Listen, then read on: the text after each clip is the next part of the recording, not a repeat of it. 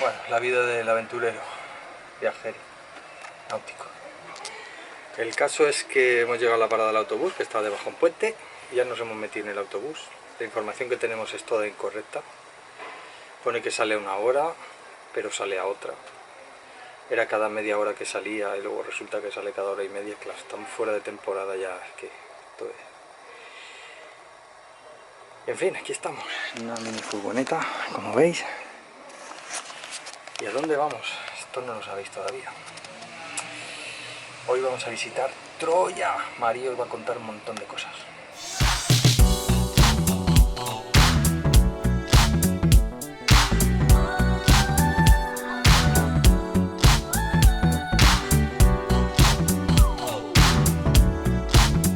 Ya sabéis que Javi tiene problemas con la batería, que me dejó a mí en Pasalimani. Mierda, no me he traído el internet, me cago en su puta madre. Yo sí. ¿Tienes tú el traductor? Tengo internet, yo te doy.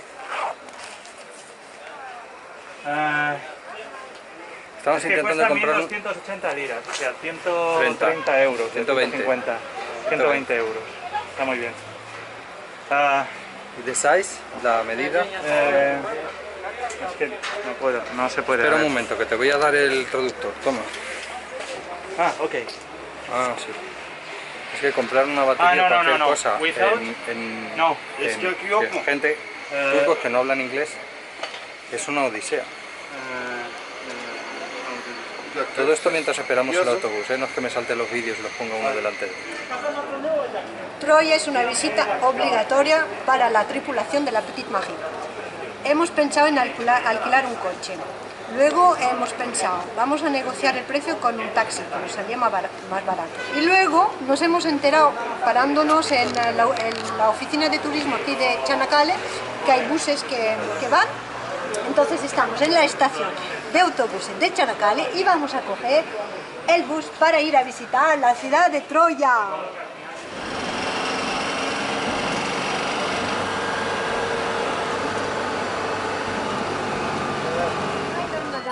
You paid for me 2 person, museum and archaeological fit, and 1 audio Spanish.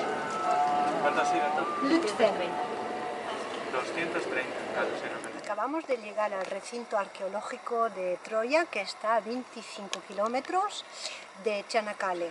Entonces la verdad es que estar en Chanakale y estar en la marina es un punto genial para poder visitar este sitio emblemático. Hemos venido en autobús, hemos tardado media horita.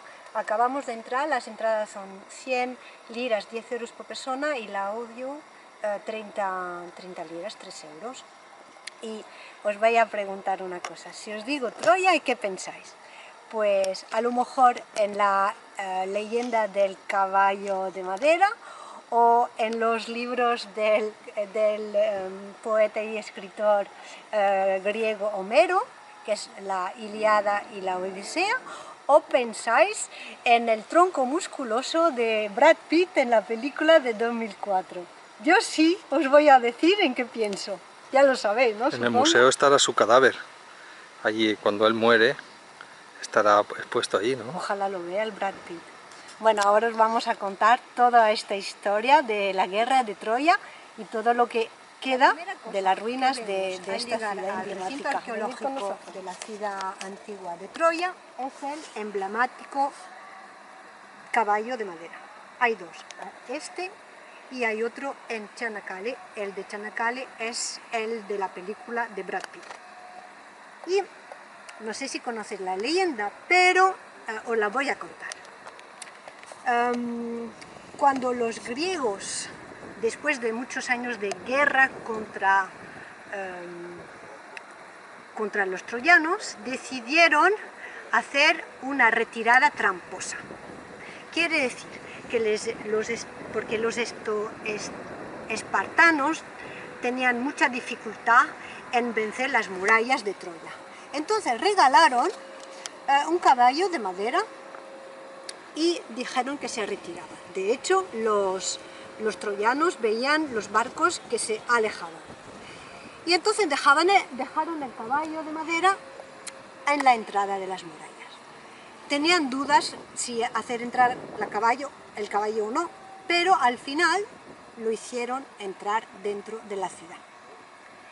Y en plena noche, en el silencio de la ciudad, salieron del caballo Ulises, el rey de Ítaca, ¿os acordáis de la isla de Ítaca? Y algunos guerreros más. Y encendieron la ciudad de Troya. El humo hizo señal a los barcos para venir a atacar. Y así fue como los griegos y sobre todo los espartanos vencieron a los troyanos. Este pedazo de trama.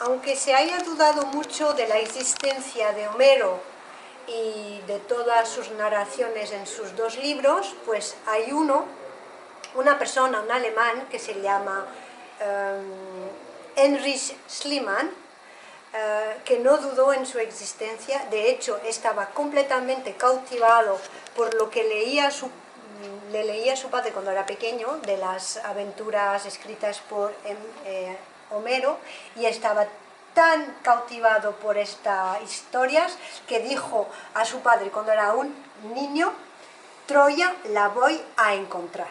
Entonces lo hizo. En 1870 encontró estas ruinas. Él no es arqueólogo, no. Lo que pasa es que estaba apasionado y completamente cautivado para los escritos de Homero. Él demostró que hubo vida en Troya 3000 años antes de Cristo, y también demostró que no hay una Troya, sino unas 10. Hay 10 ciudades, una construida encima de la otra. La Troya 1 es la más antigua y la Troya 7 correspondería al periodo de la guerra de Troya y al periodo que Homero describe en sus libros. Troya 8 y 9. A juzgar por las fuentes antiguas y los hallazgos de las excavaciones, Troya fue un importante centro religioso en las épocas griega y romana.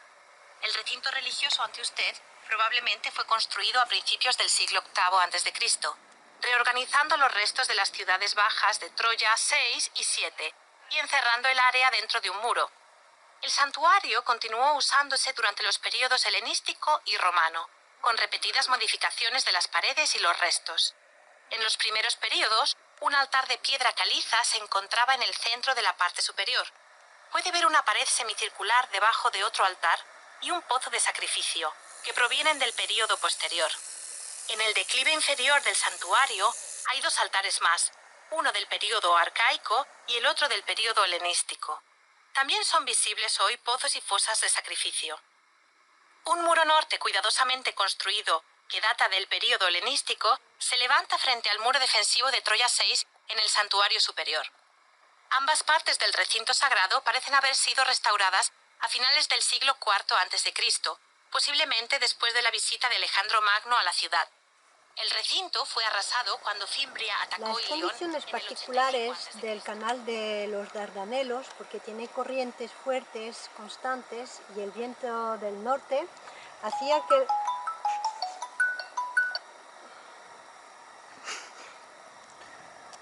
Perdón. O sea, esto son cosas del directo, hombre. Corrientes del Dardanelo. Vale, entonces decía que la ciudad antigua de Troya se hizo potente y rica porque, como los navíos de la antigüedad debían esperar en el puerto de Troya condiciones favorables para navegar, porque en su día como hoy, como nosotros hemos podido comprobar con la Petite Marie, hay siempre unas corrientes constantes muy fuertes en el canal de los Dardanelos, y hay también pues, el famoso Meltemi que viene del norte, ¿no? Entonces los barcos esperaban en el puerto de Troya las condiciones favorables para seguir navegando hacia el Bósforo y hacia el Mar Negro. Y entonces, pues el hecho que había muchísima gente en la ciudad y en el puerto, pues había que alimentar y a todos estos navegantes, a todos estos comerciantes, y, perdón, y la ciudad se hizo muy rica, muy potente y en una situación estratégica. Lo que vemos ahora es un odeón, un anfiteatro, del periodo Troya 8 y 9 del periodo romano, ya mucho posterior a las primeras Troyas. Y deciros que las capas acumuladas de las diferentes ciudades llegaba hasta 20 metros de altura. Pasear por la ciudad antigua de Troya, escuchar atentamente sus 26 puntos en el audio, que recomiendo, es aprender sobre la historia de la guerra de Troya, aunque ahora tengo dudas si ha pasado realmente o no. Es estar entre mitología y realidad, es estar entre héroes y dioses, bueno, brutal. Pero una cosa está segura, lo tengo claro, es que este sitio es muy relevante, tiene mucha importancia y que de hecho la UNESCO en 1998 hizo de la antigua Troya le dio la denominación de Patrimonio de la Humanidad. Os aconsejo venir a visitar, aunque hay que tener mucha imaginación, os aviso, pero muy interesante. El museo lo han puesto al ladito del yacimiento, justo pegado. Nos están indicando que por aquí. ¡Vamos allá! Lo han puesto bien pegadito, o sea, casi 1 kilómetro. Imaginaros esto en agosto, en julio, a 50 grados a la sombra, 1 kilómetro caminando. Una pregunta que me hago, ¿por qué no lo han puesto al lado? Joder, nos quejábamos de los asiáticos que no ponían letreros, pero estos también...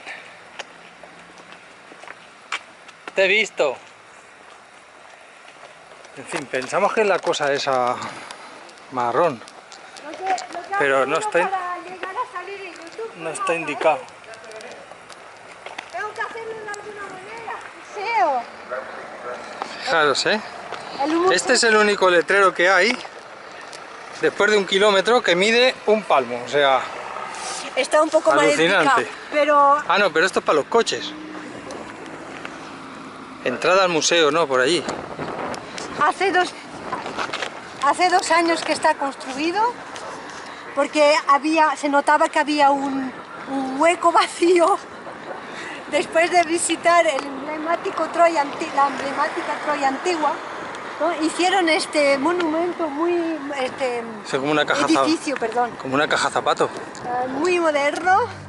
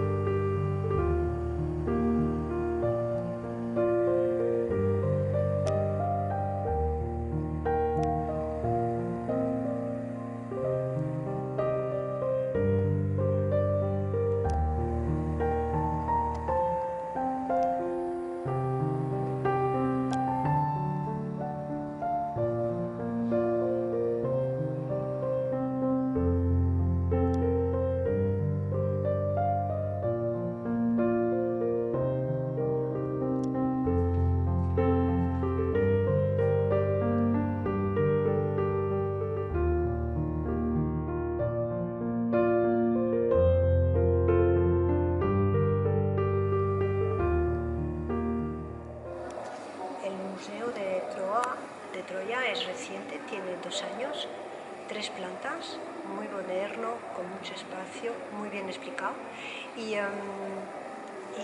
ha recapitulado todo lo que han encontrado en todos los recintos arqueológicos alrededor de Dardanelos y principalmente la ciudad antigua de Troya. Yo quiero hacer un inciso, mira, os voy a enseñar esta imagen que es muy curiosa, ¿veis? Son 1, 2, 3 hombres, 4 hombres que tienen a una mujer y le van a cortar el cuello. Vale. Y la están estirando del pelo. La estiran del pelo para cortarle el pescuezo. Son 4 campeones. Vamos a la tercera planta. Última planta. Última planta. Somos unos vagos, cogemos el ascensor. Para subir una planta, pero yo estoy reventado, ¿eh? Es que hemos caminado un montón. Hay que planear unas 2 horas en el yacimiento y una buena hora en el museo, ¿eh? Vamos para allá. ¿Se puede hacer más rápido? No.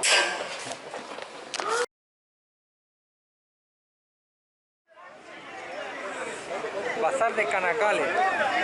Este bazar está el viernes varios días, pero el viernes seguro. Y esta mañana cuando hemos cogido el bus que está justo enfrente para ir a Troya, hemos visto gente que venía de diferentes pueblos a comprar fruta, verdura, hay ropa también, hay un poco de todo, un popurrí. Y no solo está por la mañana, sino que está todo el día, porque acabamos de llegar de Troya, son las 6 o casi las 6 y aún están puestos. Y hay un montón de gente. Corremos un peligro mortal aquí con el virus.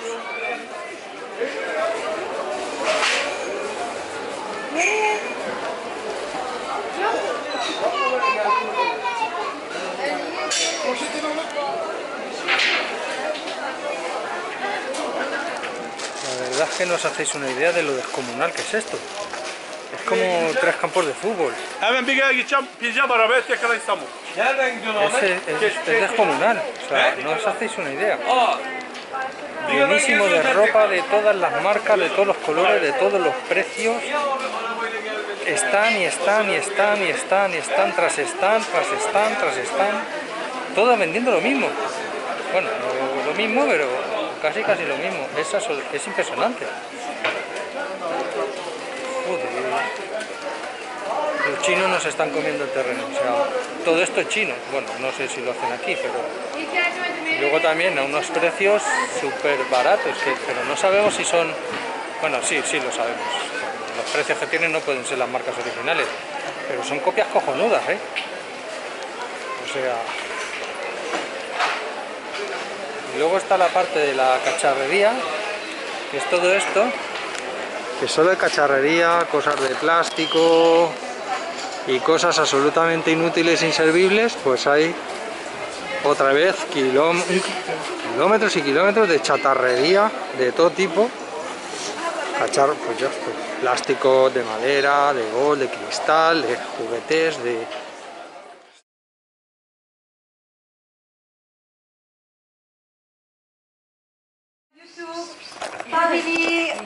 Family moment. Hola.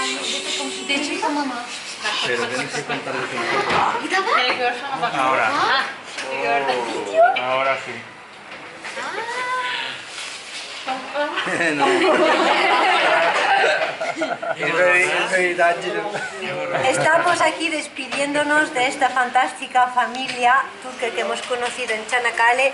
Yo hace un mes no conocía a Fatih. Fatih me vino a buscar al primer hospital donde estuve para llevarme al segundo hospital, unos 40 minutos de coche sin conocerme. Ha pasado el día con nosotras dos en el hospital, traduciendo, llevándome de un lado para otro, que no puedo hablar porque ha sido un día muy emocionante para mí.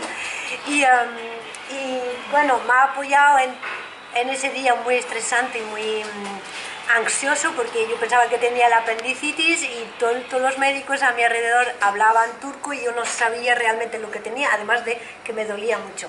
Y este señor, pues sin conocerme de nada, ha venido, ha dejado su casa, su bebé, su familia y ha venido a ayudarme. Y para mí ha sido un gesto que jamás olvidaré. Y hoy estamos despidiéndonos de ellos Ha venido la mamá, la abuela, mi bebé, su esposa, su hija, y estamos aquí despidiéndonos de ellos y de Chanakale, que dentro de unas horas ya no vamos para el final del vídeo, donde os presento a Fati y a su familia, y creo que he hecho un resumen demasiado rápido de lo que pasó el día que conocí a este extraordinario señor turco. O sea que os lo voy a contar con un poquito más de detalles, porque para mí fue una experiencia que me descolocó muchísimo. Hace más de un mes, cuando estábamos al principio del canal del Chanakale, en el primer fondeo, antes de subir todo el estrecho, pues me empezó a doler aquí en el costado derecho. Eso fue la primera tarde. Por la noche me siguió doliendo y durante todo el día de navegación que subimos desde Murto Bay hasta Chanakale, me seguía doliendo y de cada vez más. Eso fue el día que pasamos debajo del puente de Chanakale en 1915. Y nosotros fondeamos un poquito más arriba de Chanakale, en el fondeo Parión. Nada. Durante esa noche de fondeo ahí arriba pues me siguió doliendo mucho y yo por la mañana pues estaba claro que temía seguir navegando para arriba porque digo, más al norte del canal y en las islas donde queríamos ir, en las islas de Mármara, pues no habrá médico, seguramente no habrá hospital, y ya pensaba en coger la ambulancia ferry que va a toda pastilla de unas islas a otras y digo, bueno, no, vamos a ver. Entonces, a las 7 de la mañana pensé, ¿qué hago? Y me acordé de un señor que tenía su barco en Chanakale Marina, porque yo hago mucho trabajo de network antes de llegar a los sitios. Entonces, unas semanas o incluso 1 o 2 meses antes de hacer el canal, ya había buscado contacto de la Marina de Chanakale y contacto de gente, o habían hablado con navegantes que conocían bien la zona. Y este señor, Adnan, pues yo había estado en contacto con él, ya me había dado los precios de la Marina de Chanakale y tal, entonces me acordé que él vivía en la zona, y a las 7 de la mañana, de cada vez más dolor, le mando un WhatsApp diciendo, a ver, me pasa esto, me duele, estamos aquí cerca, ¿dónde me aconsejas algún médico, algún hospital para ir?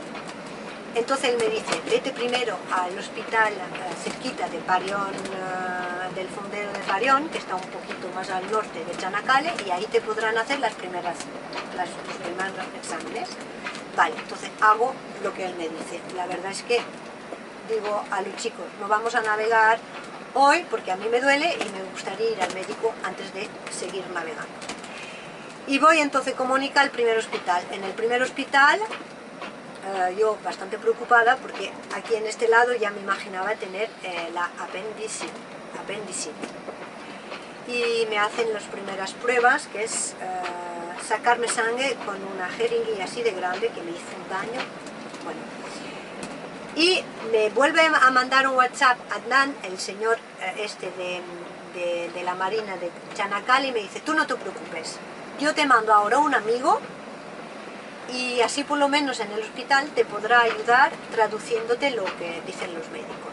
Y yo digo, hombre, no, está a 40 minutos de coche, no, espérate, ya a lo mejor pues habrá algún médico que sabe hablar inglés o que me podrá ayudar, no hace falta que nadie se moleste. Me dice, da igual, ya está de camino.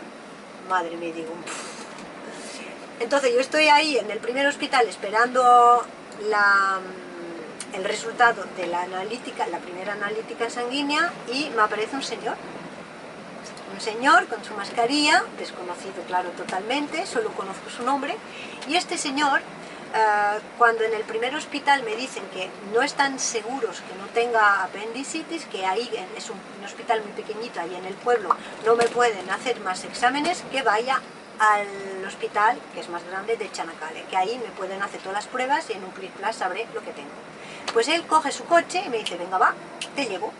Venga, 40 minutos de coche otra vez para abajo hacia Chanakale y me acompaña al segundo hospital. En el hospital, pues gracias a él, pues es mucho más rápido, yo estoy mucho más cómoda porque él habla turco con todo el mundo.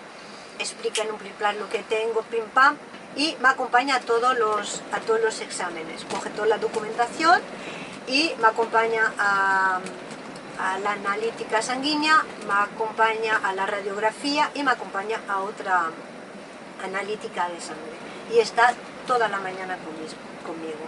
Y la verdad es que cuando estás en un país, bueno, cuya lengua no hablas, que tienes dolor, pasé un estrés y una angustia tremenda, porque ya me imaginaba pues quedarme ahí en el hospital y que me abrieran y bueno, todo lo que supone, ¿no?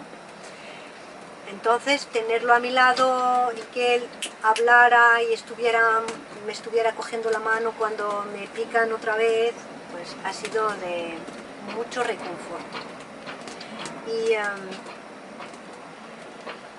Y luego lo que me enteré después es que Adnan, cuando mandó a su amigo Fatih a ayudarme, ellos se conocen por WhatsApp, porque son marineros y navegantes y hacen transfer de barcos de un lado a otro los dos, pero personalmente no se conocen, nunca se han visto. Y manda a Fatih a una persona que tampoco conocen, claro que soy yo, una guiri, navegante, una franchute, media española, con la cual hablo solo por WhatsApp, pues él confía en esa persona y viene, deja a su casa, a su familia, a su mujer, a su rutina, a su bebé de 8 meses, y coge su coche y me viene a buscar, me lleva al segundo y luego está todo el día conmigo. Fue un gesto para mí, desde luego, de una bondad increíble, increíble, y que me descolocó por completo. Es verdad que la gente de la mar, como nosotros, y lo hemos vivido ya en otras ocasiones en el mar, siempre nos ayudamos, ¿no? Pero que un señor sin conocerte de nada haga tantos kilómetros por ti, pues la verdad es que me llenó el corazón. Y cuando nos fuimos del hospital, que luego el resultado ha sido que no era la apendicitis, era un problema hormonal, por eso me dolía muchísimo. Me dieron la medicina y en 2 o 3 días ya estaba bien. Entonces yo pensé, vale, pues ahora nos vamos a Estambul, y cuando volvamos de Estambul y nos vamos a parar en Çanakkale, pues es importante para mí volver a contactar a Fatih y a su familia y tener un momento pues sin estrés, sin angustia, sin dolor, y disfrutar de ellos, ¿no? Entonces así fue. Estuvimos 3 días ahora en la marina de Çanakkale, que fuimos a Troya, pero era importante para mí contactar con ellos. Por suerte no estaba transfiriendo barcos, y hemos podido pues comer juntos 2 veces, ir a tomar un café juntos, y hoy nos hemos despedido. Fatih ha escrito una notita en mi libro de oro, que es donde escribe todas las personas que me son importantes, y ya está. Os he contado un poco mi versión del momento más angustioso para mí del verano 2021, y que la gente turca que he cruzado por el camino me ha sorprendido muchísimo, con sus corazones enormes, así como su país. Pero Fatih, desde luego, es el personaje más bondoso que haya conocido en toda mi vida. O sea que, gracias, Fatih.